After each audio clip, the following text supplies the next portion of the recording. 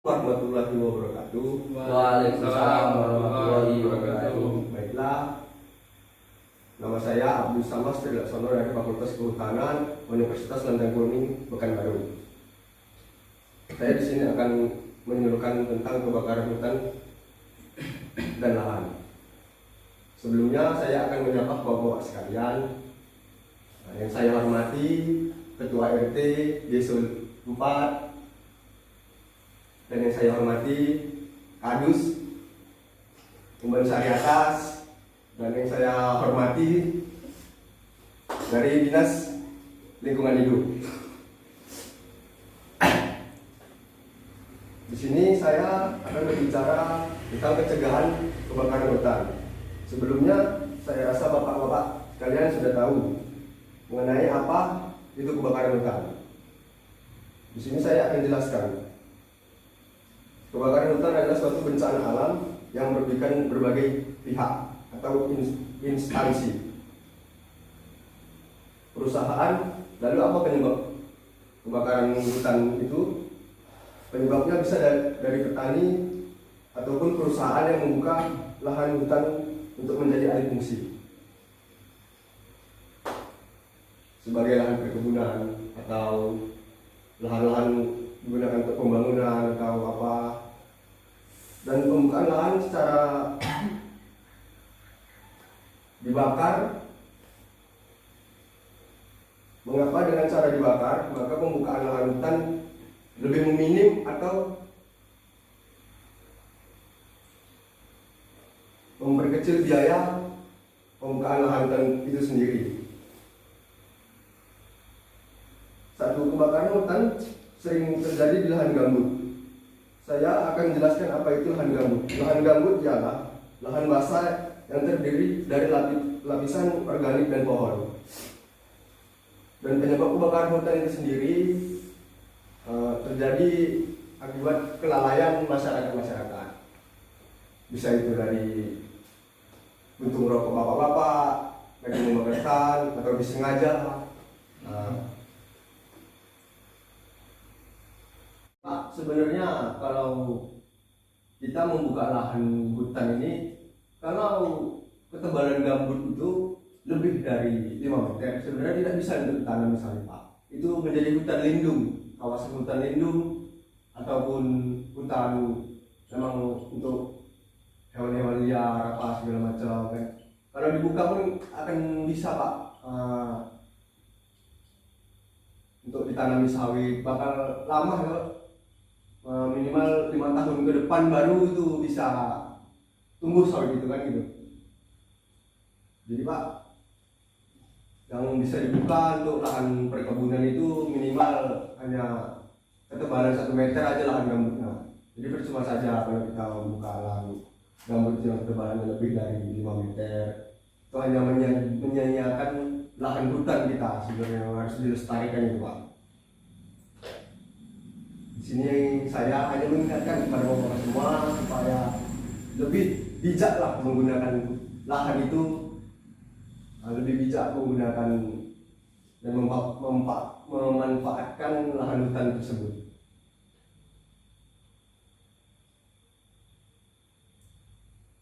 Di sini saya akan menjelaskan cara mencegah kebakaran hutan dan lahan Pak. 1. Menganalisa rawan. 1. Analisa titik rawan kebakaran. Kebakaran hutan dan lahan gambut dapat terjadi oleh adanya titik api yang kemudian menyebar hingga menjadi api besar. Ketika musim kemarau, melanda Indonesia, muncul banyak titik api yang umumnya berada di daerah Kalimantan dan Sumatera Pak. Jadi di daerah Sumatera ini seringkali terjadi kebakaran Pak, seperti tahun-tahun kemarin. Itu sangat besar dampaknya bagi kita Pak. Untuk yang kedua, melakukan patroli secara rutin. Patroli hutan sangat penting untuk menjaga keamanan hutan, terutama dari kemungkinan kebakaran hutan serta penebangan liar Pak. Jadi kita di sini janganlah menebang hutan sembarangan, itu sangat berdampak bagi kehidupan kita selanjutnya Pak. Patroli dan pengawasan hutan harus dilakukan lebih rutin dan berketat lagi. terutama jika musim kemarau panjang tiba. Patroli dan pengawasan hutan harus lebih sering dilakukan. Dan yang ketiga, mendeteksi kebakaran hutan atau lahan sedini mungkin, meski sudah dilakukan tindakan pencegahan. Melalui analisa titik rawan kebakaran dan juga patroli atau pengawasan yang ketat, hutan masih berpeluang untuk kebakar. Oleh karena itu Pak, menjaga hutan maupun masyarakat harus siap dengan kemungkinan terburuk yang mungkin terjadi Pak. Untuk memaksimalkan langkah pencegahan kebakaran hutan, pastikan tetap cermat dan cepat mendeteksi munculnya titik api itu. Nah, di sini saya akan memberitahu cara-cara dan langkah-langkah yang bisa dilakukan untuk mendeteksi kebakaran hutan secara cepat Pak. Mungkin bapak-bapak sendiri adalah orang-orang yang sigap dan gagah kan di sini, dan pasti jika ada kebakaran hutan pastinya bapak-bapak akan membantu untuk memadamkannya kan? Iya Pak. Di sini kita harus mendirikan menara pengawas yang memiliki jarak pandang jauh Pak, lengkap dengan teropong atau alat deteksi dan komunikasi. Dan kedua, kita membangun pos juga di area hutan, area perbatasan dengan penduduk atau lahan usaha. Itu sangat penting supaya kita memberitahu kepada masyarakat lain bahwasanya ada terjadi kebakaran atau terjadi musibah yang bisa kita cegahkan gitu, atau hewan-hewan liar itu datang ke pemukiman Pak. Lakukan analisa data dari penerbangan satelit dan cuaca pada area kawasan. 4. Mempersiapkan alat pemadam kebakaran Pak. Kita harus kalau bisa ada di setiap dusun atau kecamatan harus ada pemadam kebakarannya. Semua peralatan yang berfungsi penanganan kebakaran hutan harus terpenuhi dan selalu siap, dan harus siaga kita. Untuk jika terjadi kebakaran hutan, kita harus siapkan supaya tidak terlambat. Selain itu, perlu juga kita memasang alarm peringatan untuk memberi tanda-tanda ketika terjadi kebakaran. Alarm ini dimaksud untuk memperingati penjaga hutan maupun volunteer yang ada di sekitar agar segera melakukan pemadaman dan evakuasi diri, sehingga kebakaran hutan dan lahan tidak sampai merambat atau menyebar terlalu jauh Pak. 5. Mengadakan penyuluhan dan edukasi seperti yang saya lakukan sekarang ini, memberitahu kepada bapak-bapak cara mencegah kebakaran dan cara menanggulanginya bagaimana kan. Penyuluhan juga dapat dilakukan secara rutin Pak. Kami kemungkinan sebulan sekali menyuluhkan tentang kebakaran hutan ini di setiap daerah, kecamatan maupun desa.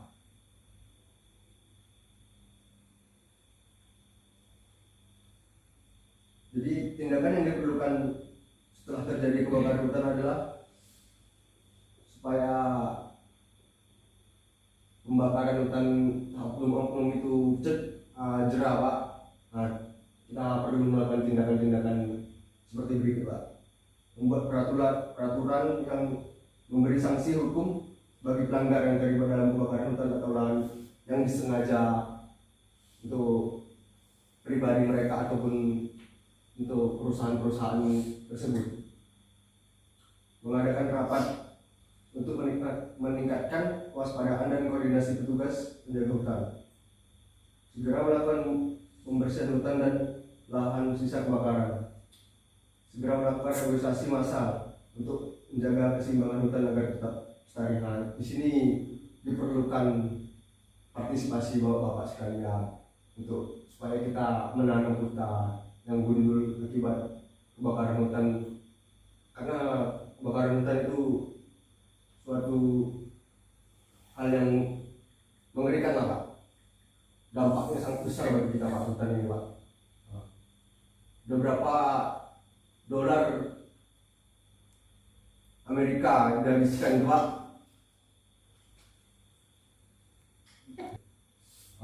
Mungkin sudah berapa banyak dana yang kita keluarkan Pak dari pemerintah ini untuk menanggulangi bencana alam kebakaran hutan ya Pak. Dan lahan-lahan itu habis semua terbakar karena oknum-oknum yang tidak bertanggung jawab. Jadi kita di sini sebagai masyarakat yang peduli lingkungan, ya Pak. Nah, kita jagalah lingkungan sekitar kita. Dan untuk anak cucu kita juga kan gitu. Nanti anak cucu kita tak bisa lagi melihat hutan itu Pak. Nah, hutan, awak masuk hutan bahaya jadinya Pak. Kan gara-gara Betul. hutan kena bakar semua kan gara-gara tanamnya sawit-sawit itu. Oke, baiklah. Di sini saya tidak untuk mengajari bapak-bapak sekalian. Di sini saya selaku penyuluh hanya mengingatkan untuk tetaplah menjaga hutan, walaupun sekitar kita lingkungan perkotaan, setidaknya ada kita pulang kampung ada yang bisa melihat hutan Pak. Oke.